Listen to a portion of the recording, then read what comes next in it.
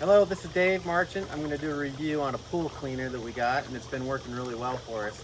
It's not very expensive, so it's economically effective. You don't have to necessarily hire a full-time pool cleaner. Maybe if you need a little bit of help with chemicals and maybe changing filters out, you can do that on your pump. But this cleaner here, as you can see, it just floats around, so you can leave it. You put it in, you leave it, you check on it every once in a while. Sometimes it stops running if the battery's low or the vacuum's full of debris and it needs to be changed out. So I'm going to show you a couple things about changing it out, looking at the filter, some of the basic parts and how it functions, so you can make a good decision on whether you want to buy this product or not. Okay, so this has a float ball, so you can actually reach it. If it's out there in the middle, you just kind of bring it to the side, okay, with a stick or something. You grab the float ball, and then you can pull it up and out of the water. Okay. Now let's go over some of the parts. They have a plastic covering over the top. Okay, this is where the charger goes, under this. Okay, this is the on-off switch, so I'm going to turn it off. You hold it down for about 3 seconds, it shuts off.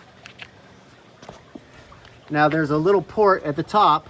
It normally comes with, when you first get it, it comes with a little teeny tiny cap. You just twist the cap off like I did with this, and then you can insert the float, okay? So when you get it, again, there'll be a little cap, it'll have a little fin on it. You just turn it, pull it out, and then insert the float like this, and twist it, and it stays in place. Now, the vacuum, there's the top part here, and there's the chassis, I think is how you say it, is on the bottom, okay? That's the part that holds the debris. Down here you got some bristles. It comes with bristles. You can take this in and out if they ever get worn out. There's an entry port here and an entry port here where the vacuum sucks up the debris as it goes along the floor. The bristles help get the debris off the floor and get it up into the suction ports.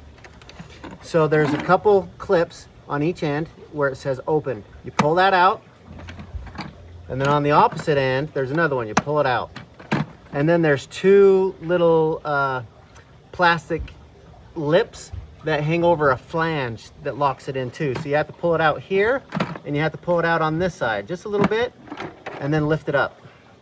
Okay, so I've been running this for probably 10 or 15 minutes, so I don't know how much debris is in there.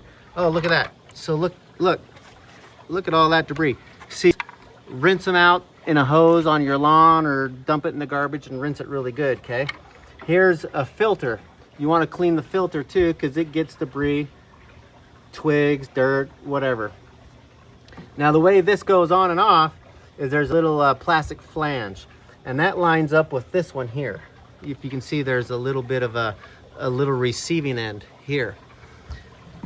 And then on the underside of the filter, there's grooves that actually coincide and match up with this groove that goes around the, I guess the reservoir is what you'd call it. But you put it there. After you're done cleaning it, it snaps back on a little bit, and then you can put the top part back on and lock it on. I'll do that for you real quick. If you notice, this isn't a complete circle, okay? There's a flat end. That matches up with the flat end in here.